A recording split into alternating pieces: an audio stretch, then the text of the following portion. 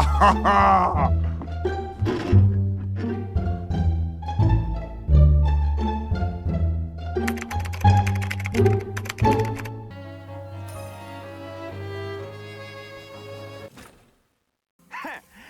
キ3人と畜生1匹に俺たちが泣けるはずな。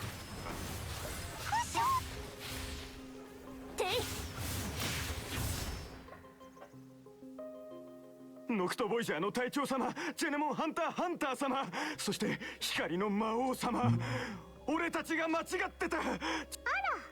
What the fuck is this piece of shit? Alright, Duet Night Abyss, aka Anime Warframe or something. I don't know, I didn't play that game. People were hyping this up for months, calling it a pioneer of the gacha space because it's one of the first, if not the first, originally gacha game to remove its gacha system in favor of a farming system. Though even that is not entirely accurate, but we'll get to that in a bit. From what I've seen, the community is hard divided when discussing DNA. Some say it's the greatest game of all time, others say it's complete dogshit. And honestly, I'ma keep it a buck. Both are correct. I played through the game myself and I simultaneously felt like I was playing the technical test of an unfinished, unpolished, Unreal Engine asset flop of a game, and at the same time, a very cool, very interesting game. I'm not gonna lie to you, the game should not have been released in its current state. It's actually absurd how much the quality fluctuates in very short periods of time. Like, you get scenes like this one, at the same time, you get this. 実はまだ船が残っているの。山の遺跡に。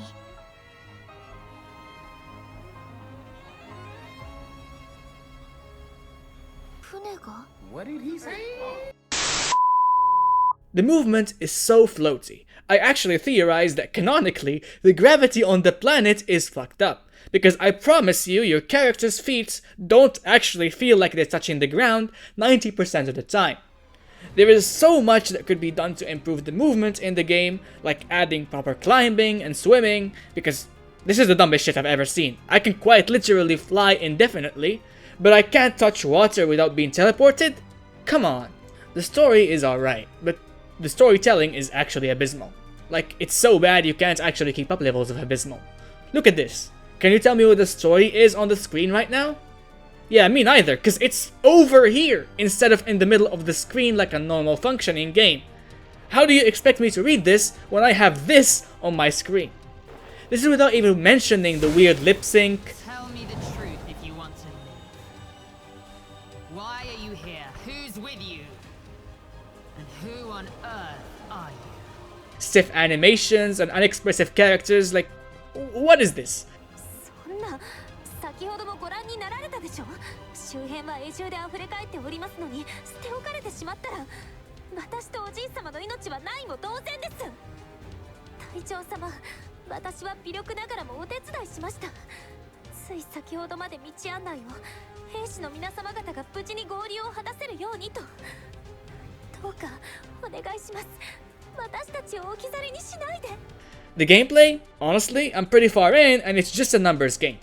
If you're higher level than your opponents, you will deal absurd damage and don't even have to bother dodging. Your damage will melt anything before it can even break through your shield. And the opposite is true. If your level is lower or your characters aren't upgraded enough, you're cooked. There is no skill involved. Hell, there is a character that just flies. Yeah, Minecraft's creative mode style of flight. Half the enemies or bosses can't hit you, and even if they do, like I said before, they will die before they can break through your shield. So, the gameplay loop comes down to farm characters, farm gear, farm level up materials, farm other character, farm. There is literally nothing else to do. Sure, I guess you can count exploration and challenges and all that, but really? This is what you downloaded the game for? I think not. Speaking of farming, like I previously mentioned, the gameplay loop is just farming. Like, that's what you do for 90% of the time. And that's for a good reason too. Here's how the farming works. You have currency you earn through basically doing anything. You take this currency and exchange it for another currency which is character specific.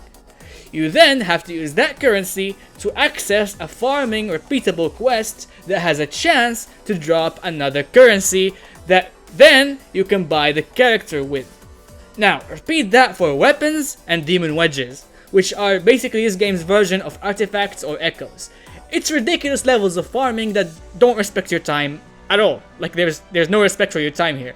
Again, sure, you can get lucky. You can get lucky and get 3 10% chances in a row and unlock your character in 3 runs.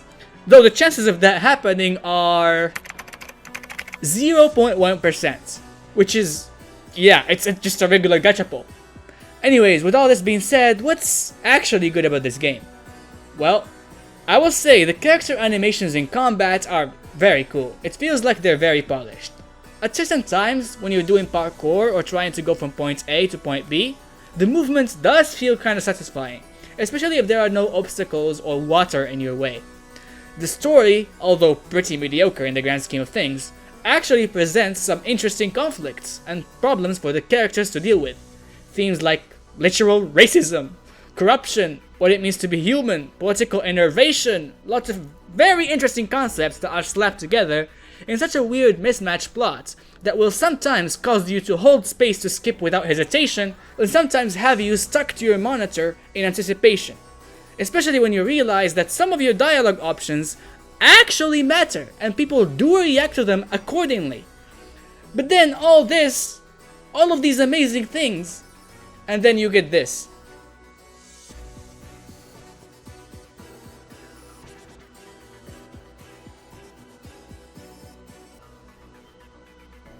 Like, come on man, what am I playing? Honkai Star Rail? Anyways, that's honestly all I have to say for now.